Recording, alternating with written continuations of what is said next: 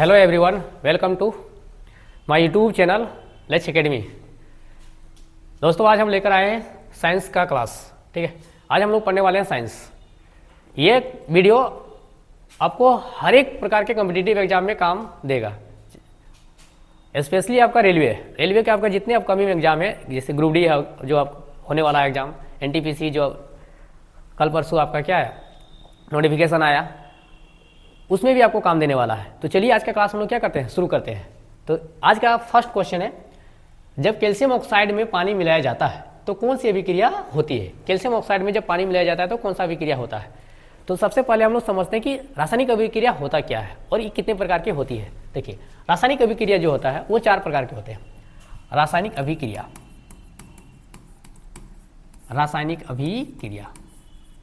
ठीक है ना, केमिकल रिएक्शन।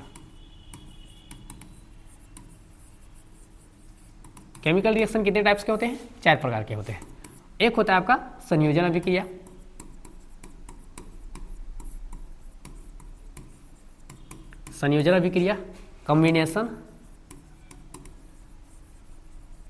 कॉम्बिनेशन रिएक्शन, ठीक है। दूसरा होता है आपका विघटन या अपघटन, जिसको कहते हैं डिकम्पोजिशन रिएक्शन। एक होता है आपका विस्थापन अभिक्रिया या डिस्प्लेसमेंट रिएक्शन। एक होता है आपका डबल डिस्प्लेसमेंट, द्विविस्थापन, यानी कि डबल डिस्प्लेसमेंट रिएक्शन, ठीक है। ये 4 प्रकार के आपका क्या होता है, रासायनिक अभिक्रिया होता है। चलिए एक एक करके हम लोग समझते हैं कौन सा अभिक्रिया क्या होता है। देखिए, रासायनिक अभिक्रिया जो होता है, जब 2 अभिकारक मिलकर एक उत्पाद का निर्माण करता है तो उसे ही हम लोग क्या कहते हैं, संयोजन अभिक्रिया कहते हैं। यानी इसका एग्जाम्पल हम एक देंगे, calcium oxide plus water to form calcium hydroxide. ठीक है, calcium oxide plus water to form क्या होता है, कैल्शियम हाइड्रोक्साइड। देखिए, ये जो होता है बिना बुझा हुआ चूना भी कहा जाता है। कैल्शियम ऑक्साइड को बिना बुझा हुआ चूना भी कहा जाता है, ठीक है। और कैल्शियम हाइड्रोक्साइड को बुझा हुआ चूना भी कहा जाता है, ठीक है, याद रखिएगा। संयोजन अभिक्रिया, जब एक रिएक्टेंट टूटकर 2 प्रोडक्ट का निर्माण करता, 2 या 2 से अधिक प्रोडक्ट का निर्माण करता हो, उत्पाद का निर्माण करता हो, उसे ही हम लोग कहते हैं संयोजन अभिक्रिया, ठीक है। जैसे आपका ferrous sulphate FeSO4, ferrous sulphate, ये जब टूटेगा, इसको जब उष्मा देंगे, हीट देंगे, तो ये क्या करेगा, 2 या 2 से अधिक अभिकारक में टूट जाता है। जैसे ferric oxide Fe2O3 plus SO2 plus SO3, ठीक है ना। ये हो गया आपका संयोजन अभिक्रिया। अगर बात करेंगे हम लोग, अरे भाई थोड़ा ऊपर हो गया, ये हो गया आपका संयोजन अभिक्रिया।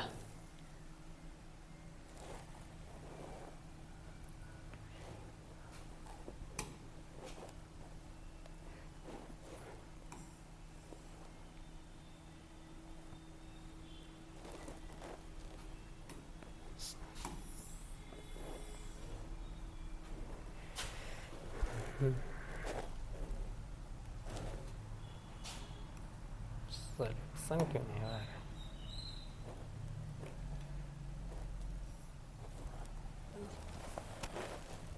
नहीं तो काटो। Hello everyone, welcome to my YouTube channel Let's Academy. दोस्तों, आज हम लेकर आए हैं साइंस का क्लास, जिसमें आज हम लोग साइंस का कुछ इंपॉर्टेंट सवाल देखने वाले हैं। ये सारे सवाल आपके जितने भी कॉम्पिटिटिव एग्जाम होते हैं सब में आपका काम देने वाला है, ठीक है। तो railway group D, railway NTPC, SSC, सारे एग्जामों में आपको ये देखने को मिलेगा, ठीक है। तो चलिए आज का क्लास हम लोग क्या करते हैं, शुरू करते हैं। पहला क्वेश्चन है मेरा, जब कैल्शियम ऑक्साइड में पानी मिलाया जाता है तो कौन सी अभिक्रिया होती है। सबसे पहले समझते हैं हम लोग रासायनिक अभिक्रिया होता क्या है और वो कितने प्रकार के होते हैं। तो देखिए, रासायनिक अभिक्रिया जो होता है वो 4 प्रकार के होते हैं। रासायनिक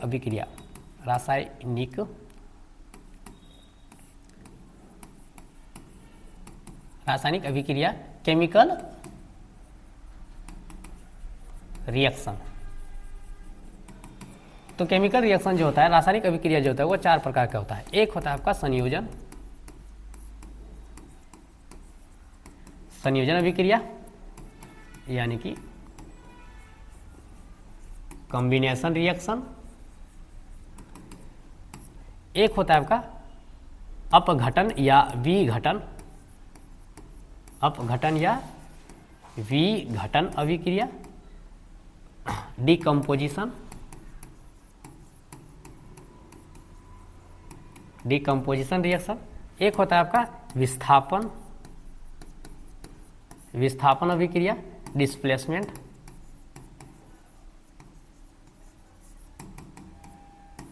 और एक होता है आपका द्विविस्थापन यानी कि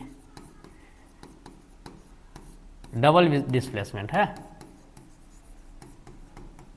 डबल डिस्प्लेसमेंट। ये 4 प्रकार के क्या होते हैं आपका, ये 4 प्रकार का होता है आपका रासायनिक अभिक्रिया। ठीक है, याद रखना है आपको। एक हो गया आपका कॉम्बिनेशन रिएक्शन, एक हो गया डिकम्पोजिशन, एक हो गया डिस्प्लेसमेंट, और फोर्थ क्या हो गया आपका डबल डिस्प्लेसमेंट। ठीक है, चलिए एक एक करके हम लोग समझते हैं कि संयोजन अभिक्रिया या कॉम्बिनेशन रिएक्शन होता क्या है। देखिए, अगर हम बात करेंगे संयोजन अभिक्रिया का, ठीक है, संयोजन अभिक्रिया का अगर बात करेंगे तो जब 2 अभिकारक मिलकर एक उत्पाद का निर्माण करता हो तो उसे हम लोग क्या कहते हैं, संयोजन अभिक्रिया कहते हैं। जैसे जैसे हो गया आपका calcium oxide plus water to form calcium hydroxide. Calcium hydroxide क्या होता है आपका, कैल्शियम हाइड्रोक्साइड। ठीक है, प्लस उष्मा, क्या मिलने वाला आपको, उष्मा। ठीक है, कैल्शियम ऑक्साइड को बिना बुझा हुआ चूना भी कहा जाता है और कैल्शियम हाइड्रोक्साइड को बुझा हुआ चूना भी कहा जाता है। अपघटन या डिकम्पोजिशन रिएक्शन क्या होता है, तो देखिए डिकम्पोजिशन रिएक्शन का अगर हम बात करेंगे तो ये जो होता है जब एक अभिकारक या एक रिएक्टेंट टूटकर 2 या 2 से अधिक उत्पाद या प्रोडक्ट का निर्माण करता हो उसे ही हम लोग अपघटन या डिकम्पोजिशन रिएक्शन कहते हैं। ठीक है, तो जैसे आपका फेरस सल्फेट FeSO4, ठीक है, फेरस सल्फेट को जब हीट दिया जाता है, उष्मा दिया जाता है, क्या दिया जाता है, हीट या उष्मा दिया जाता है, तो यह टूट जाता है आपका फेरिक ऑक्साइड में Fe2SO3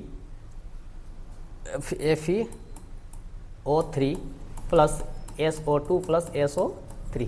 ठीक है, फेरिक ऑक्साइड में टूट जाता है।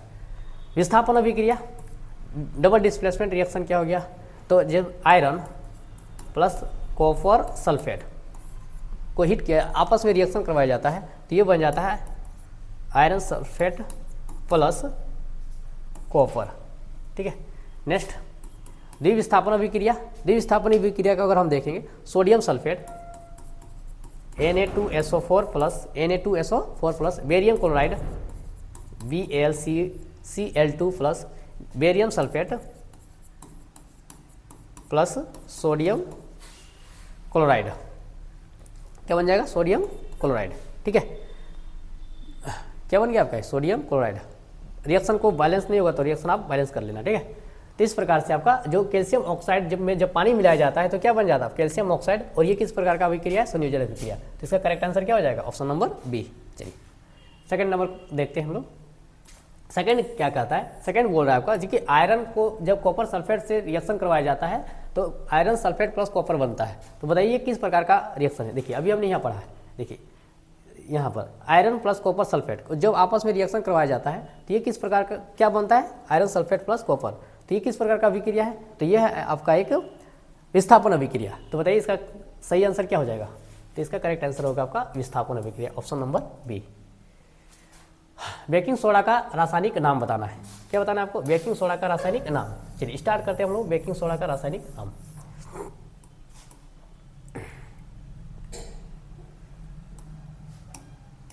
बेकिंग सोडा,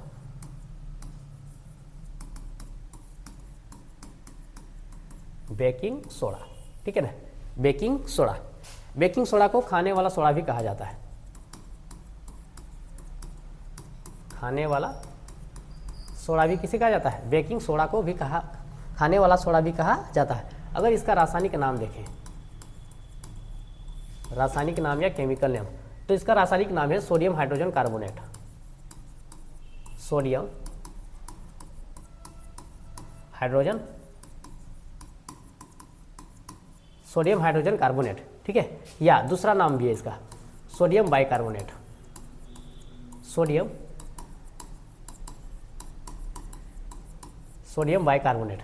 इसका सूत्र जो होता है सोडियम हाइड्रोजन कार्बोनेट का NaHCO3, सोडियम हाइड्रोजन कार्बोनेट है, हो गया, ठीक है। इसका रिएक्शन देखेंगे हम लोग, तो क्या कैसे सोडियम हाइड्रोजन कार्बोनेट बनता है।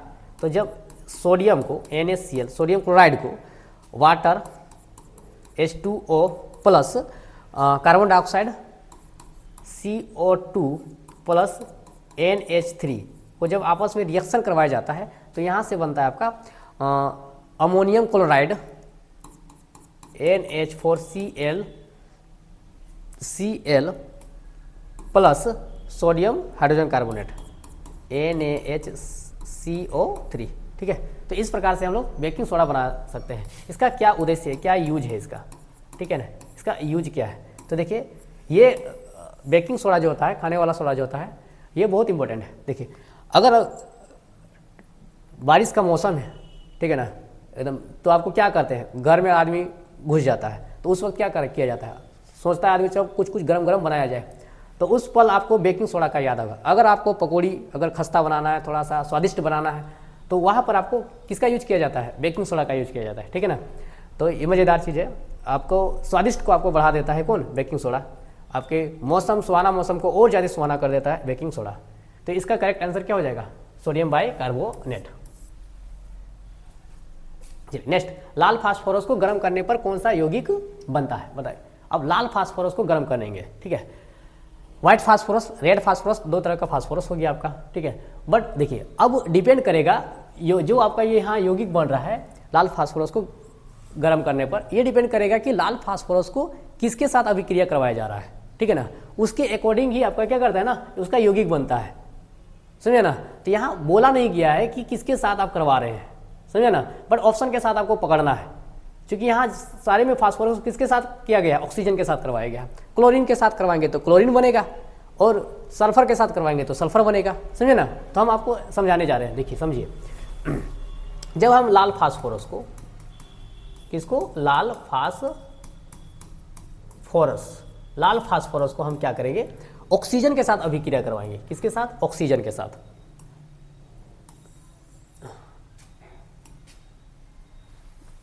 लाल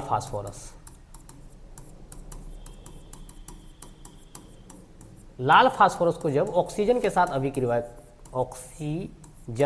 अभिक्रिया करवाया जाता है तो बनता है आपका फास्फोरस पेंटाऑक्साइड। क्या बनता है, फास्फोरस पेंटाऑक्साइड। फास्फोरस पेंटाऑक्साइड का निर्माण होता है, समझ आएगा ना, ऑक्सीजन के साथ करेगा। यही जब आपका लाल फास्फोरस क्लोरीन के साथ अभिक्रिया करेगा, किसके साथ करेगा, क्लोरीन के साथ। भाई क्लोरीन के साथ अभिक्रिया करेगा तो क्या देगा, जब क्लोरीन के साथ करता है तो फास्फोरस पेंटाऑक्साइड देता है, फास्फोरस पेंटाक्लोराइड देता है, ठीक है ना। क्या देता है, पेंटाक्लोराइड देता है, पेंटाक्लोराइड देता है। भाई जब यही लाल फास्फोरस जब सल्फर के साथ अभिक्रिया करेगा, देखिए एकदम बढ़िया समझना है, सल्फर के साथ अभिक्रिया करेगा तो फास्फोरस ट्राइऑक्साइड देता है, फास्फोरस ट्राइऑक्साइड,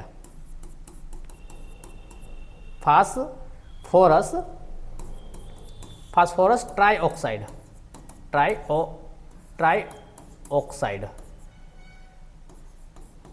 ऑक्साइड, समझे ना। तो ये मिलता है phosphorus pentoxide P2O5, phosphorus pentachloride P2Cl5, phosphorus trioxide P2C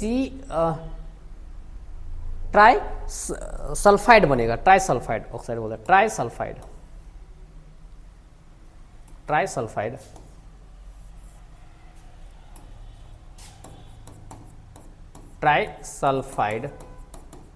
तो ये हो गया आपका P2S3, समझ गया ना। तो बताइए यहाँ ऑप्शन के अकॉर्डिंग हम क्या जाएंगे, क्लोरीन तो है नहीं, सब में ऑक्सीजन है, यानी कि फास्फोरस, लाल फास्फोरस किसके साथ रिएक्शन करवाया गया है? ऑक्सीजन के साथ करवाया गया है। और जब ऑक्सीजन के साथ अभिक्रिया करेगा तो क्या बनाने वाला है?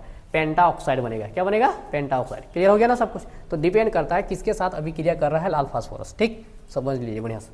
नेक्स्ट, धातु का सामान्य गुण क्या होता है? अब मेटल जो धातु होता है उसका जनरल कैरेक्टरिस्टिक्स क्या होता है उसको हम लोग समझने वाले हैं। ठीक है, धातु, धातु यानी मेटल, इसका क्या हम लोग देखने वाले हैं? गुण देखने वाले हैं। ठीक है ना, गुण यानी कि कैरेक्टरिस्टिक्स देखेंगे। क्या क्या इसके कैरेक्टरिस्टिक्स? देखिए, धातु जो होता है वो चमकदार होता है।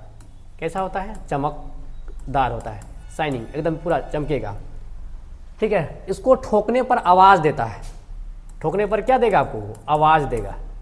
ठीक है ना। इसमें और कौन कौन से गुण पाया जाता है? इसमें आघात वर्ध्यता का गुण पाया जाता है। आघात वर्ध्यता का गुण पाया जाता है। इसमें तन्यता का गुण पाया जाता है।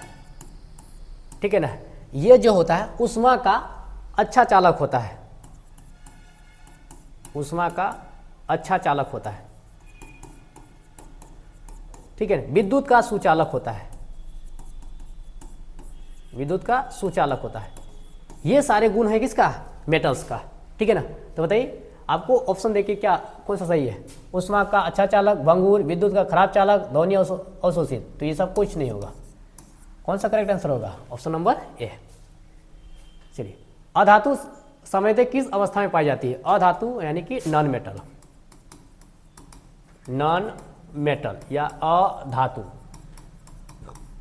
नॉन मेटल यानी अधातु। अधातु या नॉन मेटल जो होता है वो देखिए पदार्थ के कितनी अवस्थाएं होगी? 3 अवस्था। वैसे तो 5 अवस्था होती है, बट अब ये जनरल 3 अवस्था हो गया, ठोस, द्रव, गैस।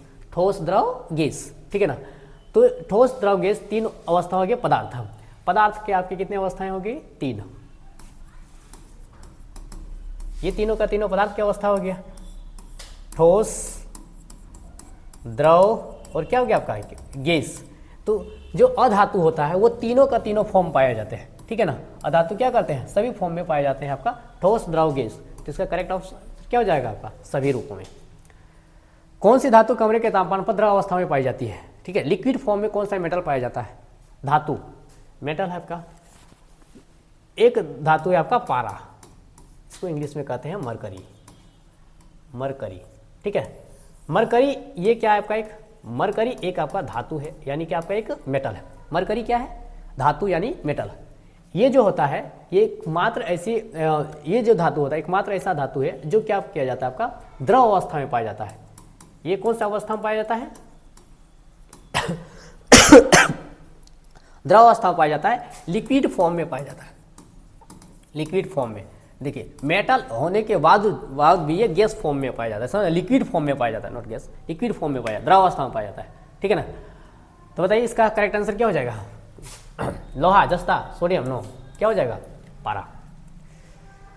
कौन सा अधातु बिजली का अच्छा चालक होता है? देखिए वैसे तो बिजली अधातु का अच्छा चालक, अधातु यानी कि नॉन मेटल, नॉन मेटल। ठीक है ना। अब यहाँ चालक कंडक्टिंग के आधार पर हमको क्या करना है? बेस्ट कंडक्टर का नॉन मेटल का नाम बताना है। ठीक है। देखिए अगर सबसे अच्छा चालक पूछेंगे कि सबसे अच्छा चालक कौन होता है? सबसे अच्छा चालक, और सबसे अच्छा चालक किसका? विद्युत का, विद्युत का। ठीक है ना। ठीक है ना। तो वो आपका चांदी आता है। क्या आता है आपका? सिल्वर, सिल्वर नाम आता है उसका। बट यहाँ पूछा है अधातु का नाम बताना है आपको। किसका नाम बताना है? अधातु। और हमको पता है कि अधातु जो होता है वो क्या होता है? नॉन कंडक्टिंग मटेरियल होता है, मतलब सुचालक नहीं होता है, ये कुचालक होता है धातु विद्युत का। तो भाई विद्युत का जब ये कुचालक होता है, एरिया बोला गया है कि, लेकिन एक ऐसा आपका अधातु है जो विद्युत का क्या होता है? सुचालक होता है, वो याद रखना। तो वो है आपका ग्रेफाइट। ग्रेफाइट क्या है? ये एक अधातु होने के बावजूद भी धातु का गुण इसमें पाया जाता है, यानी कि विद्युत का कंडक्टिंग करने का काम करता है। तो अधातु वो कौन सा हो गया? ग्रेफाइट। क्या हो गया आपका? ग्रेफाइट। ठीक है ना। ग्रेफाइट। ठीक है, ग्रेफाइट। तो ये क्या होता है? विद्युत का ये सुचालक होता है, विद्युत का सुचालक। समझ आ गया ना। तो विद्युत का सुचालक होता है ग्रेफाइट। ग्रेफाइट क्या होता है? ग्रेफाइट जो होता है वो कार्बन का ही एक अप्रूफ है। कार्बन का क्या है आपका? अप्रूफ है। कार्बन का अप्रूफ होता है, कार्बन का अप्रूफ, या एलोट्रोप बोलेंगे, एलोट्रोप बोलेंगे, ठीक है ना, एलोट्रोप बोलेंगे, ठीक है, जगह कम है। एलोट्रोप होता है, क्या होता है आपका? एक एलोट्रोप। ग्रेफाइट का एक अप्रूफ या कार्बन का अप्रूफ या एलोट्रोप होता है, ठीक है। तो करेक्ट आंसर क्या हो जाएगा आपका? ग्रेफाइट हो जाएगा। क्वेश्चन नंबर 3, मीथेन का रासायनिक सूत्र बताइए। मीथेन, वो मीथेन का रासायनिक सूत्र बताना है। तो कार्बन के आधार पर हमको क्या किया जाता है? इसका रासायनिक सूत्र देखा जाता है। तो आपका एक कार्बन है तो वो हो जाता है आपका मीथेन, 2 है तो आपका इथेन, 3 है तो आपका प्रोप, 4 हो तो आपका ब्यूट, 5 हो तो पेंट, 6 हो तो हेक्स, 7 हो तो सेप्ट, 8 हो तो ऑक्ट, 9 हो तो नन, 10 हो तो डेक। इस तरह से कार्बन के आधार पर क्या किया जाता है? रासायनिक सूत्र बोला जाता है। अगर यहाँ मीथेन पूछा है, मीथेन मतलब कितना? मीथ, एक कार्बन। एक कार्बन किसका है भाई? इसका है। तो ये आपका क्या हो गया? मीथेन। आपको है 2 कार्बन है तो ये दोनों का दोनों क्या कहलाएगा आपका? इथेन। क्या कहलाएगा आपका भाई? इथेन, ठीक है। 3 कार्बन है तो प्रोपेन। क्या कहलाएगा आपका? Propane, propane, propane. समझाएंगे ना? अगर 4 रहेगा तो कार्बन 4 हो तो, अगर कार्बन 4 है, कार्बन 4 है तो ब्यूटेन। अगर 5 रहेगा तो, कार्बन 5 रहेगा तो पेंटेन। 6 रहेगा तो कार्बन 6 रहेगा, कार्बन 6 तो हेक्सेन, ठीक है ना। यहाँ एन, इन, आन वो अलग मैटर होता है, उसको अलग समझाएंगे। 7, कार्बन 7 होता है आपका सेप्टेन। कार्बन 8 रहेगा तो ऑक्टेन। इस तरह से 9 रहेगा तो 10, इस तरह से बढ़ते चलाएगा, ठीक है। तो बताइए यहाँ मीथेन का पूछा है तो मीथेन का क्या हो जाएगा? CH4।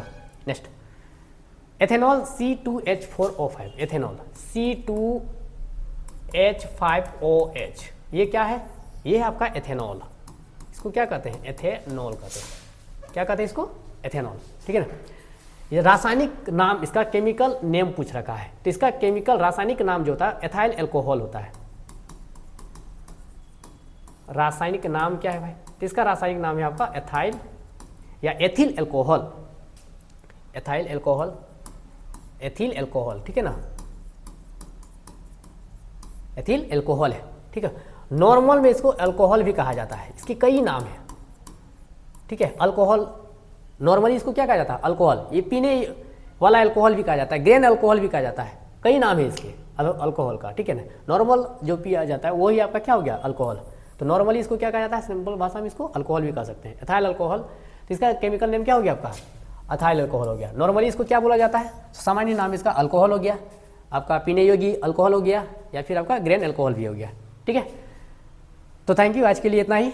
आपको वीडियो कैसा लगा कमेंट करके हमको बताइएगा। अगर अच्छा लगा तो हमारे चैनल इलायची एकेडमी को आप सब्सक्राइब कर दीजिएगा एंड वीडियो को लाइक कर दीजिएगा। Thank you.